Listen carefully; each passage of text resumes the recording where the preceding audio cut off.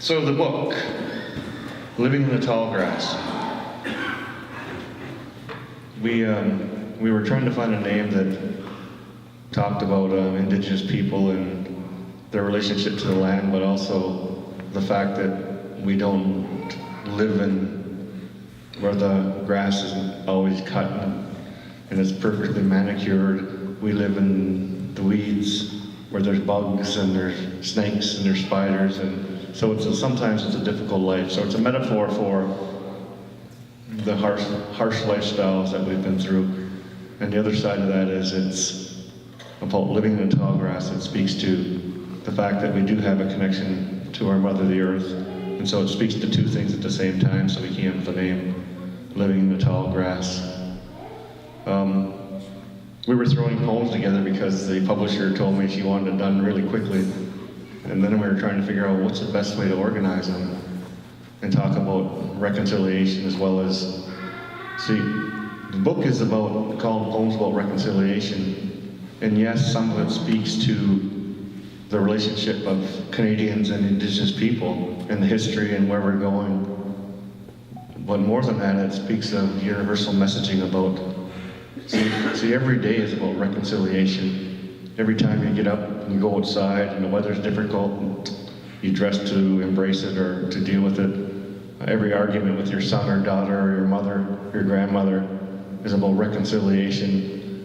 So the universal message is about understanding the world around you and your place within it.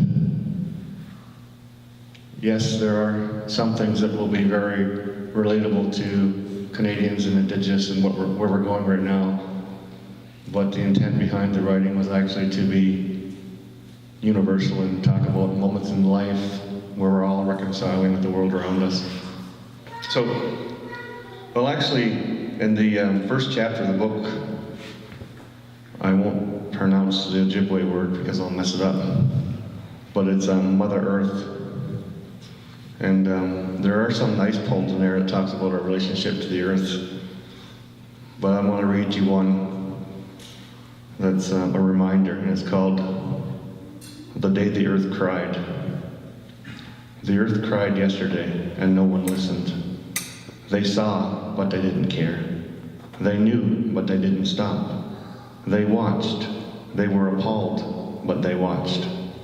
They filed letters. They said, "Excuse me, that's wrong." They told their friends, "This is wrong." And the friends said, "Yes, this is wrong." And the government said, "It'll be okay."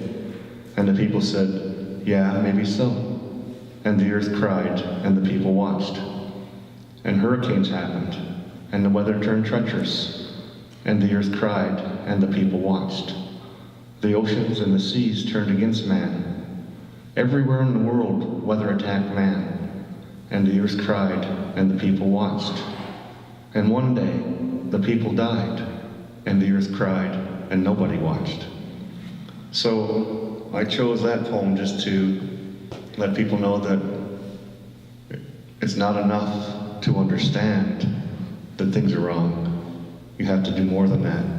You have to act upon that wrong. You have to do something to help correct it. So I will actually read you one from the next chapter, which is, see, each chapter is broken down into one of the 7 beliefs and teachings, often called the 7 grandfathers' teachings. And the next chapter was about honesty.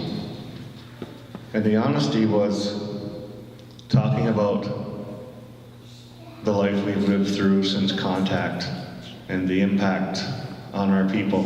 And so it's a very difficult chapter in some spots for people to get through. And I hope most people can go further than that, because while it is difficult, we have to have an understanding of what happened so we can go further. So that's the basis of how we move forward.